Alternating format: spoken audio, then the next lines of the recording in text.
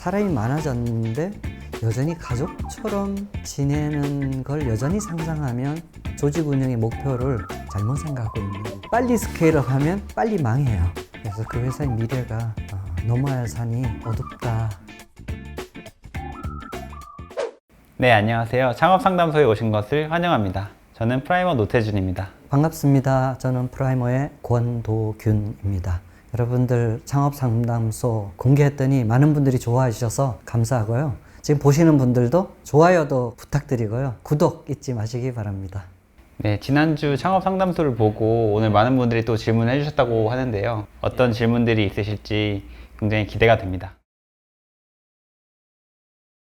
직원들을 적극적으로 만들고 자발적으로 만들고 뭐 이렇게 하려는 창업자들의 그 시도들이 많이 있는 것 같아요. 제가 이제 후배 창업가들이나 또는 스타트업 창업자들에게 반복해서 자주 하는 얘기가 직원들을 개조하려고 덤비지 말라. 개조하려고 덤비는 과정 중에 관계가 깨지면서 오히려 그 여러 가지 조직의 문제를 만드는 일들이 참 많은 것 같아요. 직원들을 개조하려고 하지 말고 그 회사에서 필요하고 CEO가 원하는 일을 요구해라. 일을 요구해라. 근데 그렇다고 뭐 탑다운식의 일을 요구하라라는 거 아닐 거 아니에요? 그렇죠. 그 CEO는 회사의 미션에 기여하는 거고 C레벨의 임원들은 CEO의 업무를 기여하는, 도와주는 일이고 스텝 조직은 또 임원들과 CEO의 그 방향에 기여하는 일이기 때문에 어떤 면에서는 회사란 조직 자체는 이 탑다운적 성향이 있다고. 그러면 이제 이런 질문을 할 수 있죠. 그렇게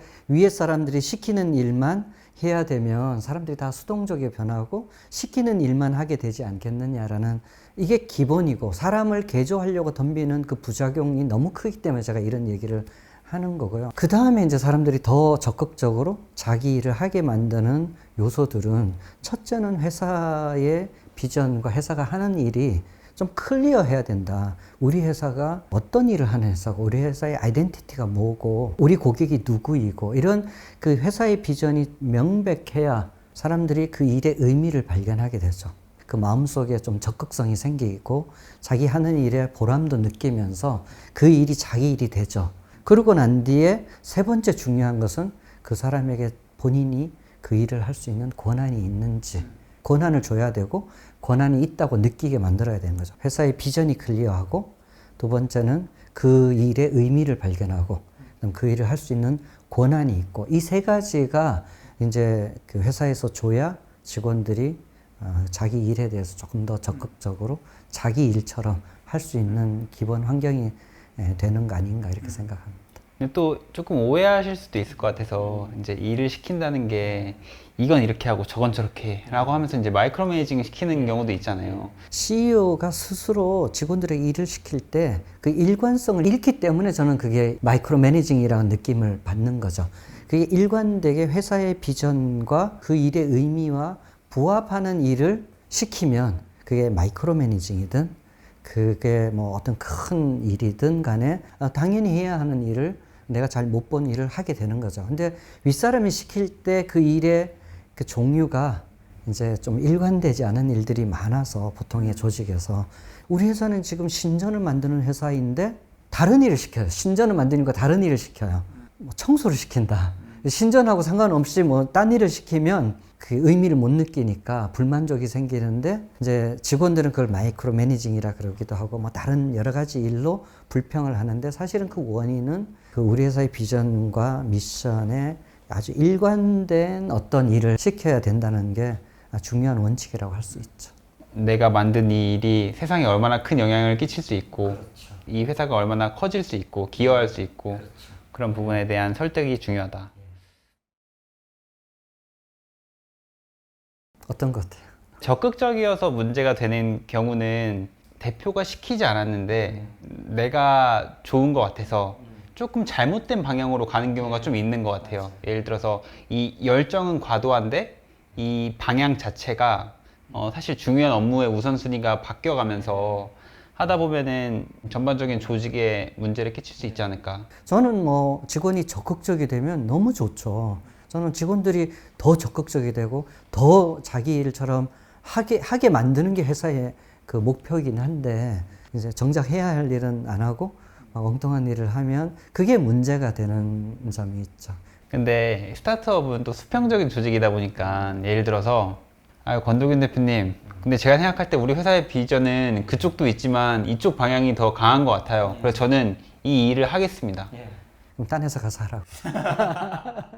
직원의 의욕을 깨트리면 안 되지만 원칙은 그래요. 이 버스는 논현동 가는 버스인데 자기 혼자 버스 운전사한테 이거 왕십리 가자고 막 주장하면 안 되죠. 자기가 내려서 왕십리 가는 버스를 타야 되죠. 그러니까 이제 뭐 그 정도로 막 문제가 될 만하면 버스를 내려야 되죠. 그 직원은 버스를 내려야 되지만 대부분 뭐 직원들이 그 정도로 이제 회사에 문제를 일으키면서 하는 직원들은 없으니까 이제 적절하게 그 리더가 그 직원의 의욕을 깨트리지도 않으면서 그러면서 회사의 미션과 방향성을 잘 얼라인하는 그런 지혜는 발휘해야 되지 않느냐 이런 생각은 하게 되죠. 어떻게 직원을 적극적으로 일하게 만들지에 대해서 이야기했는데 사실 보상에 대한 이야기는 한마디도 안 했잖아요. 돈적인 보상 혹은 주식을 좀 준다. 그런 보상으로도 의지와 열정을 막 올릴 수 있다고 생각하세요? 네, 제가 노태준 파트너한테 100만 원 주면 저를 갑자기 존경할 수 있을 거예요. 100만 원 주면요.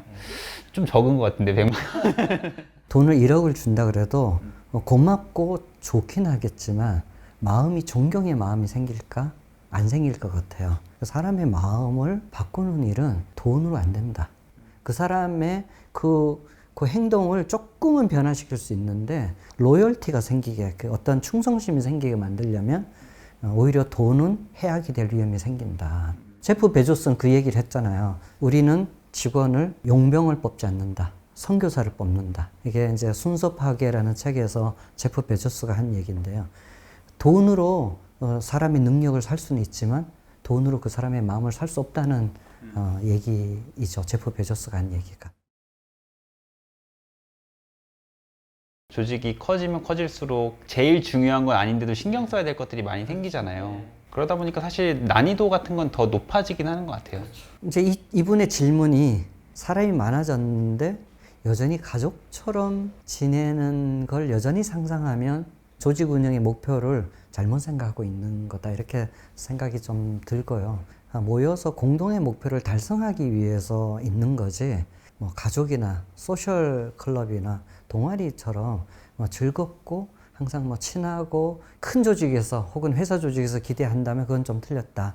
회사 조직은 치열하게 서로 조직원들이 싸우면서도 공동의 목표를 위해서 서로 협력할 줄 아는 그런 조직이 우리의 조직의 목표여야 된다는 걸 좀 먼저 알면 좋겠다는 생각이 들고요. 직원이 3명, 4명일 때부터 30명, 40명, 100명, 200명이 되는 과정 중에 CEO가 놓치지 말아야 되는 것은 이제 점점 분화되는 조직들 간에 서로 업무의 그 인터페이스라 그 업무의 흐름이 얼마나 유기적이고 자연스럽게 만들어질 건지에 대한 그 조직의 디자인에 대해서 CEO가 신경 쓰고 잘 디자인해서 조직이 늘어가면 좀 어려움이 덜해질 거고요.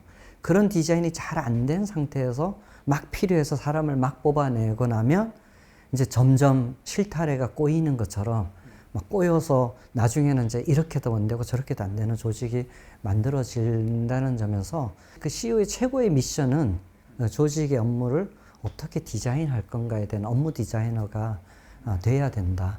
근데 예를 들어서 인사팀원이 들어왔다라고 하면은 그 인사팀원은 당신이 하는 일이 뭔가요? 라고 했을 때 전 사람을 뽑는 일이에요 라고 말할 수 있잖아요. 근데 사실은 그 인사팀원에게 바라는 것은 좀 더 구체적이고 그게 다 설득이 돼야 되는 것 같아요. 그 부분도. 이해가 돼야 되는 것 같아요. 설득 전에 사람을 우격다짐으로 설득할 수 없거든요. 이해가 되려면 알아야 돼요. 알면 사랑하게 되죠. 우리 회사가 하고 있는 일, 우리 회사의 아이덴티티가 클리어한 게 되게 중요해요. 그게 클리어하면 그냥 이해했잖아요.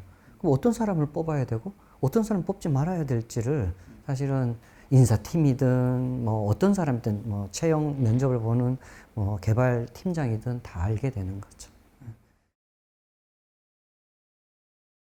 너무 포괄적인 질문이어서 왜냐하면 너무 많으니까 스케일업 하면서 회사에서 신경 써야 될 게 너무너무 많거든요. 회사가 커지면. 그래서 저는 스타트업들한테 조직을 함부로 키우지 말라. 사실 초보 경영자가 경험도 너무 적은데 뭐 돈 좀 벌리고 투자 많이 받았다고 사람 뽑으면 막 일이 돌아갈 것 같은데 너무너무 어려운 일이거든요. 사람이 많아지는 게. 그래서 저는 초보 경영자가 자기가 러닝 커브 좀 이렇게 성장하고 경험할 때까지는 가능하면 조금 천천히 가더라도 조직을 미니마이즈해서 조직을 안 키우라고 정말 권하고 싶고요. 이 질문 자체는 벌써 우린 스케일업 할 생각을 갖고 있고 빨리 스케일업 하면 빨리 갈 것 같은데 빨리 스케일업 하면 빨리 망해요. 핵심 일이 뭐고 또 거기에 필요한 사람이 어떤 사람인지를 알 때, 그래서 업무 디자인이 돼서 내가 충분히 이해가 됐을 때 그 차근차근 내가 성장하는 만큼 사람을 뽑아야 된다는 점에서는 채용은 정말 신중하게 하라고 저는 권하고 싶고요. 저도 비슷한 생각을 하는 게 일손이 부족하다 보면은 아무래도 한 명이라도 더 고사리 손이라도 있으면 좋을 것 같은 느낌이 들잖아요. 그러다 보니까 사실 우리의 원래 인재 밀도는 이 정도인데 조금 바를 낮춰볼까? 그러면 이제 쉽게 필요한 일을 할 수 있는 도움이 되는, 물리적으로 도움이 되는 사람이 들어올 것 같으니까. 근데 인재 밀도가 떨어지면은 또 새로운 사람이 그 허접한 조직에는 안 들어가고 싶은 생각도 들고, 그리고 기존에 있는 사람들도 아 무슨 저런 애가 들어왔어 라고 하면서 인재들이 먼저 떠나죠. 예. 지금은 큰 유니콘 기업들도 초반에는 굉장히 강한 인재 밀도를 가지고 있다가 성장하면서 어쩔 수 없이 조금 떨어질 수는 있겠지만 그 속도를 최대한 늦춰야 되지 않나? 이제 조금 커지면 사람이 뭐 다 자기 생각이 있기 때문에 의견이 안 맞아서 이제 떠나는 또는 싸우고 또는 판을 깨는 그런 일들이 종종 있죠. 노재준 대표도 그 창업했을 때 공동 창업 그 솔로였어요. 마음 편했다. 공동 창업에서 팀이 또 한편으로는 도움이 되지만 또 한편으로는 이렇게 막 의견이 안 맞아서 서로 막 티각태각 경우가 있고 장점보다 또 그런 단점들이 그 팀을 파괴하는 경우도 있긴 한데요. 의견이 안 맞으면 누가 결정권이 있어요? 대표 파운더가 그렇죠. 예. 뭐 지분이 많은 것보다 더 중요한 게 회사의 CEO가 최고 의사 결정권자죠. CEO가 결정한다. 이게 원칙이에요. 그리고 CEO가 결정하면 나머지 조직들은 협력한다. 이게 조직이에요. 이게 회사예요. 근데 현실적으로 봤을 때 예를 들어 제가 비개발자 대표인데 잘하는 개발자를 데려왔어요. 근데 확실히 조직에는 도움이 되고 이 조직 비전에도 어느 정도 맞는 일을 하고 있다고 했을 때 그럼 어디까지 참아줘야 될까요?